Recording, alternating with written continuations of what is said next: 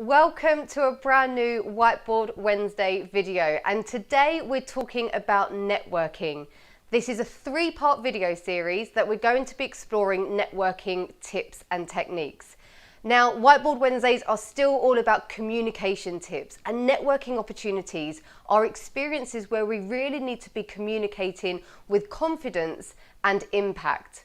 And it's all about making the most of these opportunities. We're out of our comfort zone, meeting new people, walking up to strangers, starting a conversation, and we're there for a reason. We want to make some meaningful connections. So this three-part series is all about tips for networking with impact.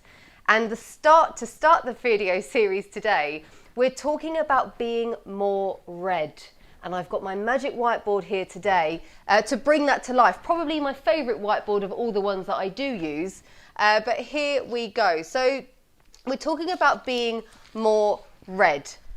And what I mean by this is being red, and I don't know if you've heard this research or heard of this as well, but red is supposedly the colour that stands out the most and is thought to provoke the most response in humans.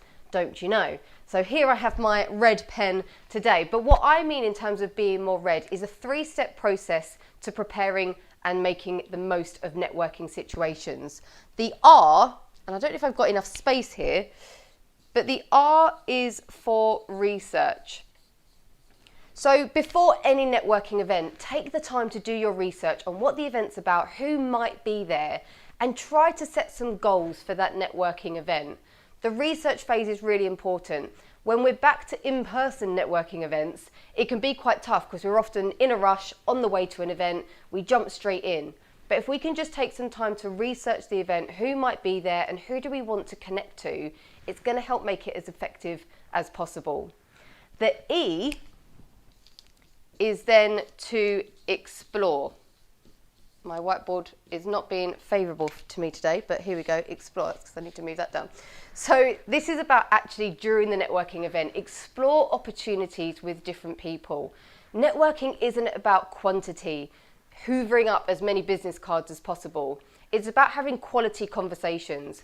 So explore what opportunities are there for you. Go back to the goal that you set in your research phase and try to work towards that, but focus on having quality conversations and explore those conversations as well.